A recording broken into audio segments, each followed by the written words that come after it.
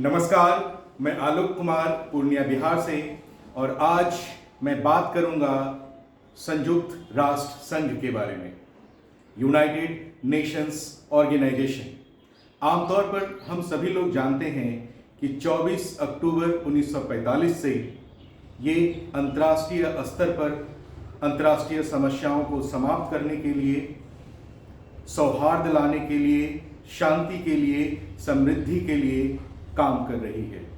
24 अक्टूबर 1945 से लगातार United Nations is an intergovernmental organization whose stated purposes are to maintain international peace and security, develop friendly relations among nations, achieve international cooperation, and be a center for harmonizing the action of nations.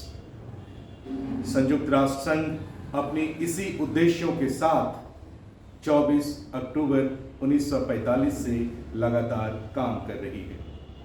लेकिन सवाल ये है कि 24 अक्टूबर 1945 से ये अंतर्राष्ट्रीय संस्था संघ जो काम कर रही है, इसकी जरूरत पड़ी क्यों? तो इसको जानने के लिए हम संक्षेप में पहले बात करेंगे प्रथम विश्व युद्ध के बारे में और द्वितीय विश्व युद्ध के बारे में। और जब हम प्रथम विश्व युद्ध और द्वितीय विश्व युद्ध के बारे में पढ़ना शुरू करेंगे तो हम पाते हैं कि जर्मनी की जो साम्राज्यवादी नीति है, यह जर्मनी एक बड़ा कारण रहा है प्रथम विश्व युद्ध और द्वितीय विश्व युद्ध में। आपने बिस्मार्क का नाम जरूर सुना होगा, जिन्होंने जर्मनी का एकीकरण करने के लिए फ्रांस को पराजित भी किया और उसे अपमानित भी किया।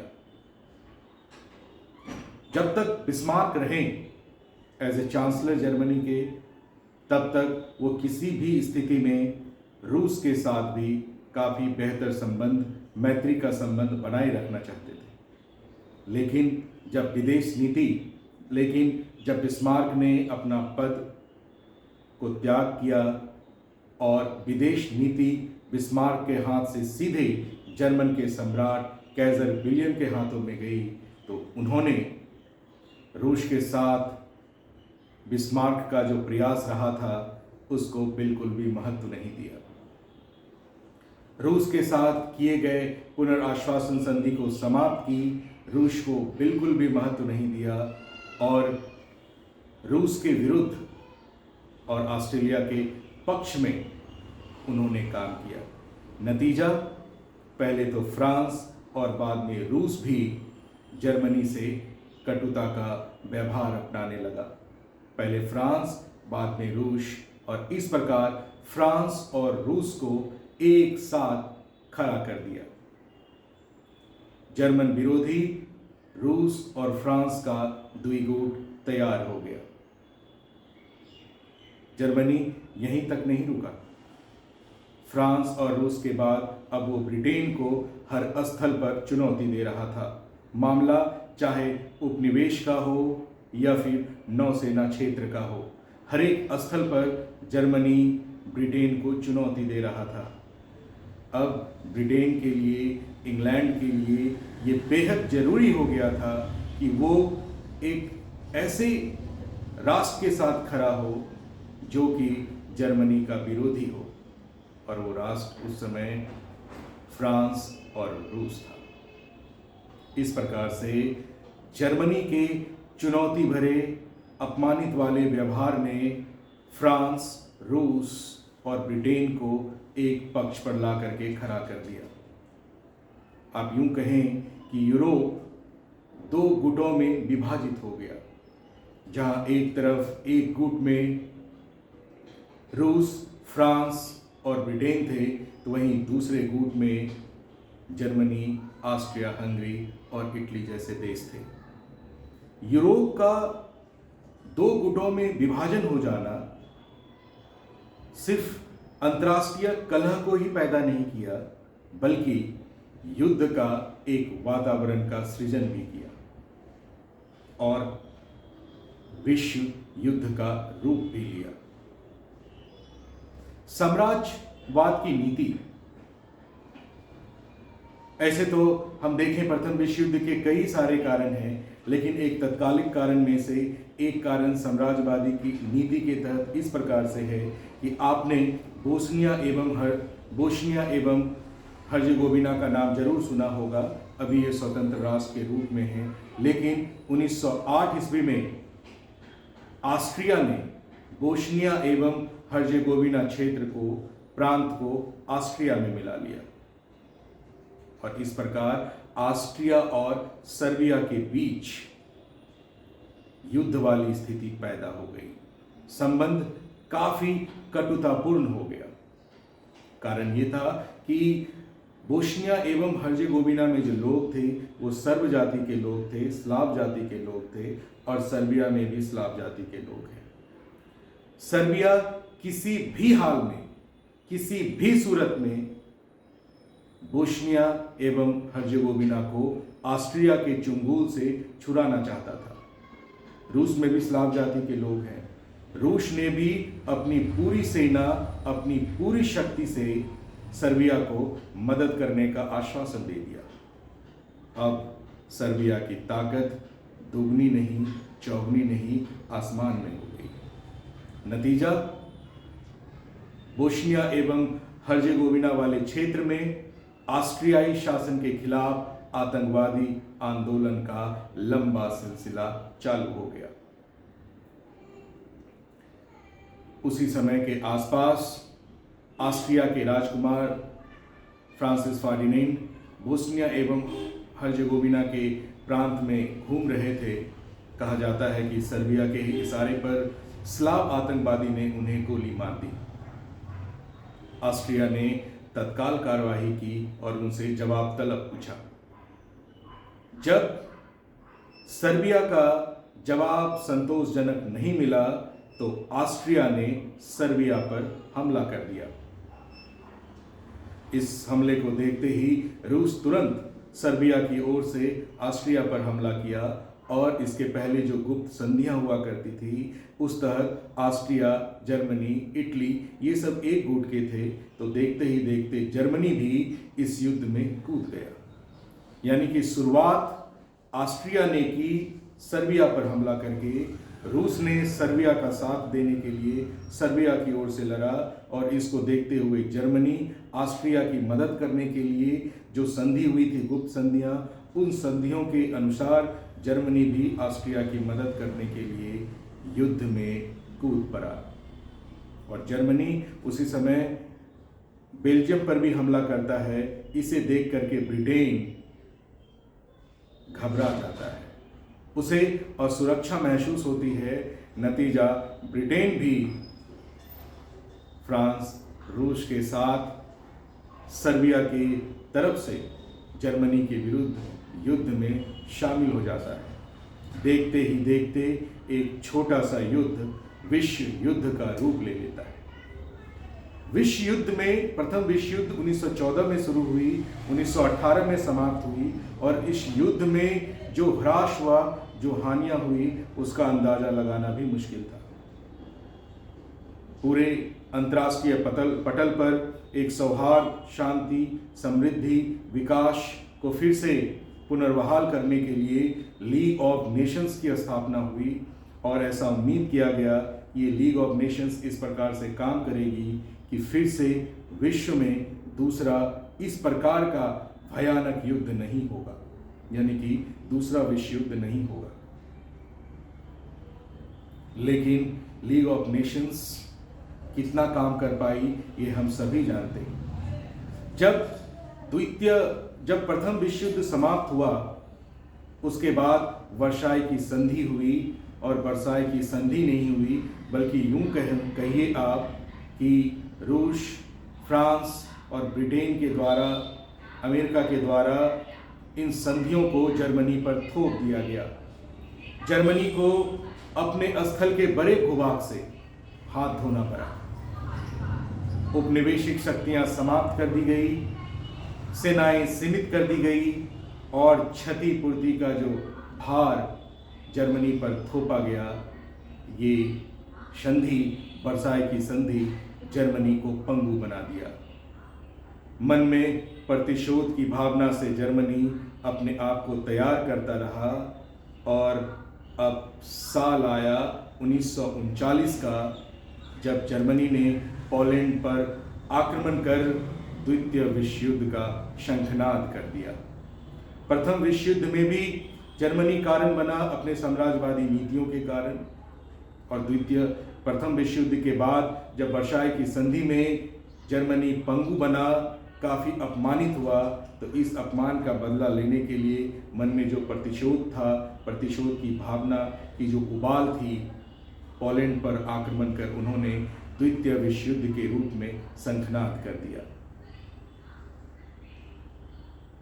तबाही के रूप में आप सभी बेहतर रूप से जानते हैं। 1939 में जो युद्ध शुरू हुआ, 1945 तक ये युद्ध विश्व स्तर पर चला। आप अंदाज़ा लगा सकते हैं कि 6 साल के युद्ध में कितनी बड़ी तबाही हुई होगी। वर्तमान परिदृश्य में यूक्रेन को आप देख रहे हैं, यूक्रेन रशिया वॉर को आप देख रहे हैं, किस प्रकार अमेरिका का इंटरफेरेंस हो रहा है, और अभी वर्तमान स्थिति किस ओर मुड़ रही है, कहीं तीसरा विश्व युद्ध ना शुरू हो जाए, ऐसा डर सा लग रहा है। खैर, द्वितीय विश्व युद्ध समाप्त हुआ और द्वितीय विश्व युद्ध की तबाही को फिर से रिहैबिलिटेशन के लिए संयुक्त राष्ट्र संघ की स्थापना हुई। ऐसे तो 24 अक्टूबर 1945 से ये काम कर रही है, लेकिन इसका मसौदा, इसका चार्टर तैयार अप्रैल में ही हो गया था।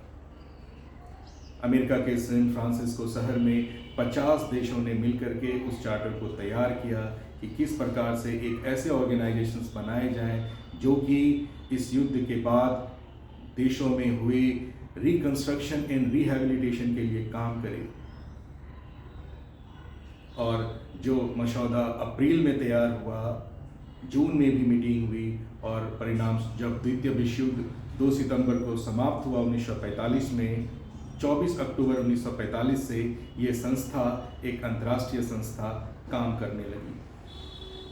आज जब कभी भी अंतर्राष्ट्रीय विवाद होती है तो यूनाइटेड नेशंस के 6 प्रिंसिपल ऑर्गन्स हैं: the general assembly, the security council, the economic and social council, the trusteeship council, the international court of justice and United Nations secretariat. General assembly की हर एक साल सितंबर के महीने में एक सेशन होती है। इस बार 77th सेशन सितंबर के मंथ में शुरू हुई, और कसाबा किरोशोई जो हैं इस बार के प्रेसिडेंट हैं जनरल असेंबली की। तो अपनी समस्याओं को रखते हैं देश, और फिर उसका समाधान भी किया जाता है। हालांकि यूनाइटेड नेशंस का एक बड़ा ही पावरफुल ऑर्गन है जिसको हम लोग द सिक्योरिटी काउंसिल के नाम से जानते हैं। इसमें 15 सदस्य होते हैं, 5 परमानेंट मेंबर हैं। 5 परमानेंट मेंबर्स में से आपके United states of America, United kingdom, China, Russia and France, ये 5 देश हैं, और ये 5 देश वीटो पावर के साथ हैं। यानी कि यदि किसी भी समस्या पर किसी एक देश ने भी ना कह दिया तो फिर वो ना ही रह जाता है। ये वीटो पावर होता है, मतलब एक की भी शक्ति इतनी ज़्यादा है। बाकी जो 10 नॉन परमानेंट मेंबर्स हैं, वो इस बार भारत को 8वीं बार मौका मिला है कि यूनाइटेड नेशंस के ये सिक्योरिटी काउंसिल के जो 10 अस्थायी सदस्य हैं, भारत को 8वीं बार मौका मिला है अस्थायी सदस्य बनने का। इस बार देखा जाए तो एशिया महादेश से 2 देश हैं, यूनाइटेड अरब एमिरेट्स और अपना भारत, और यूरोप कॉन्टिनेंट से 3 देश हैं, नॉर्वे, आयरलैंड एवं अल्बानिया। अफ्रीका से भी 3 देश हैं, Ghana, Gabon and Kenya. North America से देखा जाए तो मैक्सिको, और साउथ अमेरिका से देखा जाए तो ब्राज़ील। ये 10 देश जो हैं वो आपके नॉन परमानेंट मेंबर्स हैं, और इनका इलेक्शन हर एक 2 साल के लिए होता है। 2 साल के लिए 2 साल पूरा हो जाने पर फिर से नए देशों का सिलेक्शन होता है। भारत को 8वीं बार ये मौका मिला है, और पहली बार ये मौका 1950 में मिला था। 1950-51 में भी भारत संयुक्त राष्ट्र संघ के इस सुरक्षा परिषद के अस्थायी सदस्य का अस्थायी सदस्यता इन्होंने प्राप्त की थी। और इस प्रकार से जो 6 ऑर्गन्स हैं उसमें से एक इकोसॉक है, इकोनॉमिक एंड सोशल काउंसिल। इसके अंडर में बहुत सारे स्पेशलाइज्ड एजेंसीज आते हैं जिसके बीच में ये कोऑर्डिनेशन का काम करती है। यूनाइटेड नेशंस के सारे ऑर्गेनाइजेशंस अपना अपना काम करती है। इसमें एक जो यूनाइटेड नेशंस सेक्रेटेरिएट है, जिनके सेक्रेटरी जनरल अभी एंटोनियो गुटेरेस हैं, 2017 से इन्होंने कार्यभार संभाला है और फिर इनकी री इलेक्शन भी हुई एंटोनियो गुटेरेस की। और एंटोनियो गुटेरेस जी यूनाइटेड नेशंस के 9वें सेक्रेटरी जनरल हैं।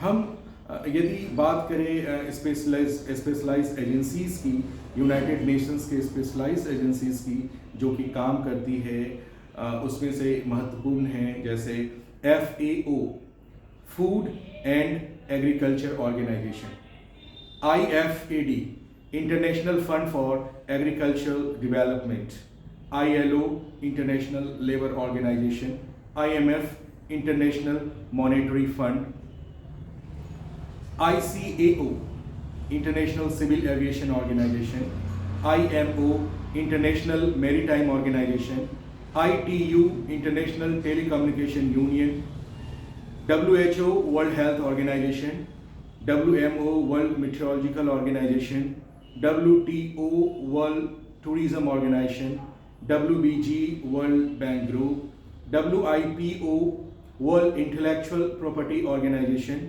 UNESCO, that is a United Nations Educational, Scientific and Cultural Organization, UNIDO, United Nations Industrial Development Organization, UPU, Universal Postal Union and others.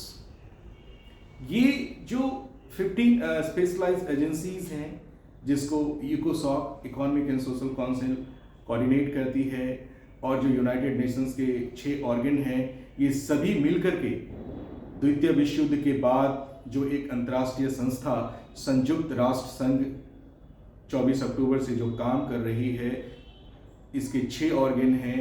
सभी 6 organ मिलकर के विश्व में शांति, समृद्धि, सौहार्द, विकास का काम कर रही है। 24 अक्टूबर को हम इसी यूनाइटेड नेशंस ऑर्गेनाइजेशंस के फाउंडेशन एंड वर्किंग डेज का कमेमोरेशन करते हैं और हम इनके बारे में जानने का प्रयास करते हैं, इनकी कितनी उपलब्धियां हैं और इनके कितने सारे एजेंसीज हैं जिनको उनके कामों के कारण नोबेल पुरस्कार से भी सम्मानित किया गया है।